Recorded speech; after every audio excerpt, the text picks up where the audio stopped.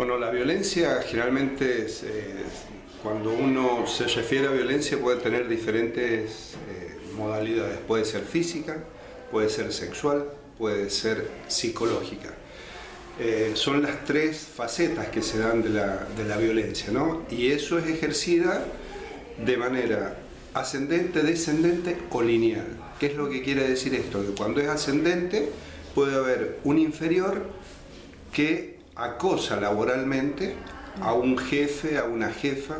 Cuando hablamos descendente quiere decir de que los jefes acosan a los estratos inferiores de la vinculación laboral, y cuando hablamos lineal quiere decir de que la violencia es entre compañeros de trabajo. Bien, ¿cuáles son las violencias, los casos en general, dentro de su experiencia, más comunes que se ven? Y el más común generalmente se da del jefe al trabajador, y en un grado muy ínfimo entre compañeros o de abajo para arriba.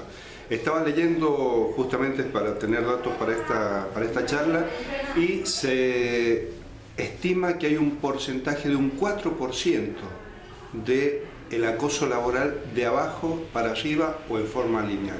Esto demuestra de que la mayoría de los casos se dan exclusivamente por una cuestión jerárquica de arriba hacia abajo, y esto, en lo que la práctica a mí me ha indicado, generalmente está muy vinculado en la mayoría de los casos o por situaciones afectivas, sexuales o amorosas, y en otro índice también se suele ver por una cuestión de competencia, por algún interés que tiene el jefe para degradar a esta trabajadora que se la acosa para favorecer a algún otro compañero, ¿no? Bien, si hablamos de un tema de género, ¿quiénes son quienes más sufren este tema? Ampliamente las mujeres. Bien. Es muy poco el acoso que hay de una jefa mujer a un trabajador. Bien. Hay algunos casos, son muy escasos, y esto también hay que tener en claro, Mercedes, que por las características o por la tipología no todo llega a conocimiento. Es decir, hay muchos casos que no son comentados, que directamente la trabajadora deja el puesto laboral y se va a otro lugar a trabajar porque o se le hace feo o porque se ha sentido muy invadida en su intimidad. Entonces esto hace que directamente se lleve el caso a no denunciar, ¿no? Bien, ¿cómo ha ido avanzando esto a lo largo de los años? Hoy se denuncia, es más frecuente la denuncia, ¿cómo se resuelve en el ámbito laboral? ¿Y el tema del ocultamiento por el sector empresario también se da? Sí, efectivamente. Yo te voy a poner caso. Yo con el tema del acoso sexual, del acoso laboral, hace mucho tiempo que lo comencé a seguir, ¿no? Y uno de los primeros supuestos en que fue una trabajadora que denunció a su jefe que la había acosado en el ascensor, terminó en una sentencia condenatoria por daño moral a la trabajadora. Entonces esto demuestra de que es un delito que se ejerce puertas adentro, no hay mucha prueba para aportar. Entonces esto hace que la persona antes quedaba muy expuesta a una causa de daños y perjuicios. ¿Por qué? Porque una vez que se hacía la denuncia no habían elementos probatorios. Con el correr del tiempo se ha visto de que se le ha dado más crédito a la versión. Es decir, se toma, creo que la estructura administrativa hoy por hoy está más a favor, más preparada para recepcionar todos estos casos, y creo que hay unos supuestos donde inclusive hasta se puede tener una amplitud probatoria mayor. ¿Qué es lo que quiere decir esto?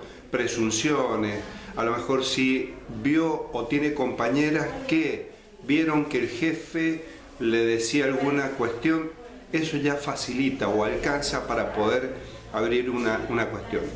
Y esto hay que destacarlo, Mercedes, que se da en el ámbito de la actividad laboral privada, porque en la ley, porque en la provincia, por ejemplo en la provincia de San Juan, en el ámbito laboral hay una ley específica que es de violencia laboral, que tiene toda una estructura administrativa preparada para la sustanciación de esa causa.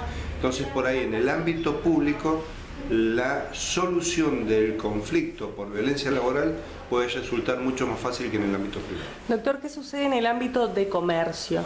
Y en el ámbito de comercio es uno de los ámbitos donde también se ve mucho esta cuestión de la violencia del superior al inferior, ¿no? Y estos supuestos también, a lo mejor no hay mucho acoso sexual, y entendiendo el acoso sexual en la vinculación laboral, no en la parte o en el delito privado público penal, sino en la parte, cuando yo digo un acoso sexual, no necesariamente tiene que haber un tocamiento, no necesariamente tiene que haber estos elementos, sino que puede ser una insinuación del jefe a la trabajadora, destacando alguna parte del cuerpo, destacándole o una insinuación, todas estas cuestiones que, bueno, eso es lo que es la figura del delito del acoso sexual en el ámbito laboral. Bien, hacia allí apuntaba en la pregunta, ¿cuándo hay acoso? Es decir, ¿cuándo, en este caso, una mujer puede presumir que hay acoso? ¿Ella simplemente desde la sensación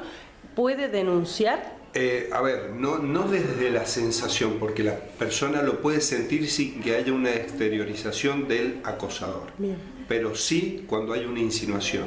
Por ejemplo, decirle una frase, o decirle un piropo, o decirle alguna cuestión que la mujer se pueda sentir ofendida o acosada sexualmente. Entonces eso ya basta. Si hay una prueba, por ejemplo, alguien que le diga, que destaque alguna parte del cuerpo de una mujer de manera muy insinuante, muy marcada, y que se pueda presumir una desviación, que no sea solamente resaltar lo bondadoso de esa parte del cuerpo, sino que haya una insinuación con otro sentido, claro, y que haya una compañera, creo que eso ya puede tipificar. Que exceda del comentario habitual. Exactamente, que exceda los límites de la normalidad.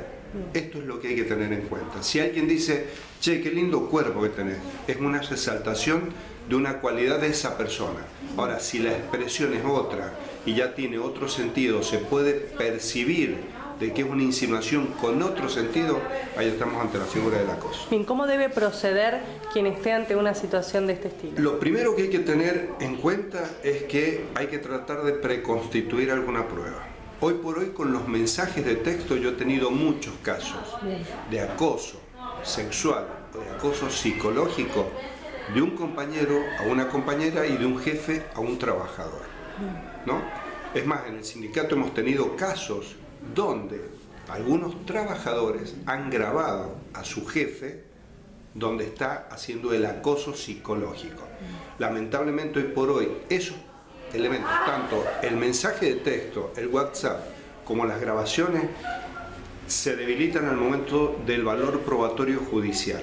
Pero esto no quiere decir de que no pueda servir para poder producir el distracto o la desvinculación laboral de un trabajador en una empresa. ¿Hay sentencias favorables para el trabajador por casos de acoso o de moving, que también es muy frecuente hoy, sin llegar a un acoso sexual, el moving laboral? Han habido sentencias donde se respalda el despido indirecto por acoso o por violencia laboral. Es decir, yo he tenido un caso donde una trabajadora se sintió ofendida por un caso muy particular y esa trabajadora se preconstituyó e inclusive el agresor, digamos, o el acosador hizo manifestaciones delante de dos compañeros. Eso se demostró en el proceso, ella se había dado por despedida porque además de esto no es una cuestión espontánea y corta, sino que es todo un proceso. No, y son muchas horas que pasan de repente, entonces es imposible continuar. Aparte, el acosador busca los momentos donde está solo, donde puede ejercer presión, y esos acosos suelen ser por diferentes motivos, como decía, por cuestiones físicas, por cuestiones de envidia, por cuestiones de competencia, por cuestiones de perjudicar a una trabajadora para favorecer a otra, es decir, es un espectro muy amplio. Y en esos casos donde se puede probar, se ha llegado a confirmar un despido indirecto en el cual se colocó una trabajadora porque se sentía acosada y en sede judicial se pudo demostrar eso. Bien, doctor, para resumir y darle un consejo a quienes nos están escuchando, ¿cómo deben proceder? ¿Cuáles son los primeros pasos que deben dar ante una situación de acoso, una situación de moving? ¿Cómo se procede en la práctica hoy? Y lo primero que hay que decir de que la persona que sea sujeto pasivo de un acoso laboral, y repito, puede ser físico, puede ser sexual o puede ser psicológico, no tiene que esperar y no tiene que estar sometido, porque eso produce un daño psicológico que muchas veces suele tener consecuencias fóbicas, agrofobia, un montón de situaciones particulares donde el trabajador posteriormente queda muy afectado, inclusive para sucesiones, para relaciones laborales sucesivas. Entonces, lo que tiene que hacer ante los primeros síntomas, tratar de poner un freno. Y el freno muchas veces se pone con personalidad. El acosador busca personalidades débiles, personalidades frágiles para acosar. Porque el acosador también hay que entenderlo como una persona que es enferma, tiene una patología, porque no es normal que una persona quiera dañar a otra. Es lo mismo que pasa en el colegio, es lo mismo que pasa en cualquier ámbito. Entonces, lo primero que tiene que tratar es de fortalecer su personalidad para tratar de poner un límite. Si no lo puede hacer por propia persona, tiene que tratar de comentarlo en su familia. Y si él y su familia no pueden, tiene que concurrir a un profesional para que le dé el respaldo, hacerse asesorar jurídicamente, para que también jurídicamente, y en el sindicato también, porque el sindicato puede hacer acciones tendientes a poner fin en una reunión, como un montón de veces el Sindicato de Comercio lo ha hecho en la Subsecretaría de Trabajo, que inclusive se ha llegado a la remoción de gerentes a otras provincias. Bien, muchas gracias. No, gracias a usted.